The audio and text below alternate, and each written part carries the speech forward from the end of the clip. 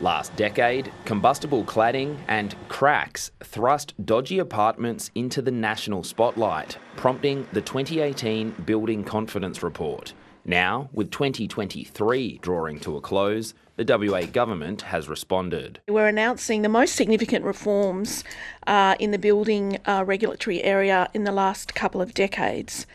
Over 355 pages, WA's Better Building Report sets out a comprehensive overhaul. Stronger powers for the Building Commissioner, doubled penalties for dodgy developers, and there'll be mandatory inspections for new apartment buildings at critical construction stages. It would have helped us because earlier on in the construction process, if the reported defects had been noticed. Bethany Evans bought into the Shenton Quarter development, which has stalled after defects were found, with the project 95% complete. The CFMEU says the government's reforms have been a long time coming, but questions their delayed delivery.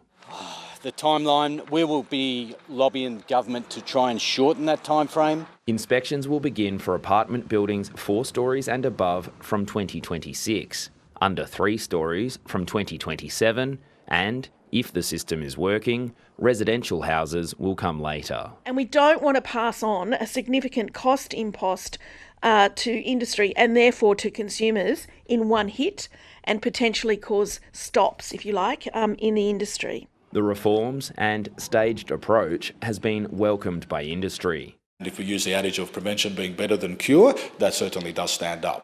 Australian Apartment Advocacy is pleased there's reform, but warns against buying an apartment off the plan until inspections begin in 2026. Now is not a time to be buying an apartment. Industry and government have rejected that message, saying WA hasn't seen catastrophic defects like those on the East Coast. James Carmody, ABC News.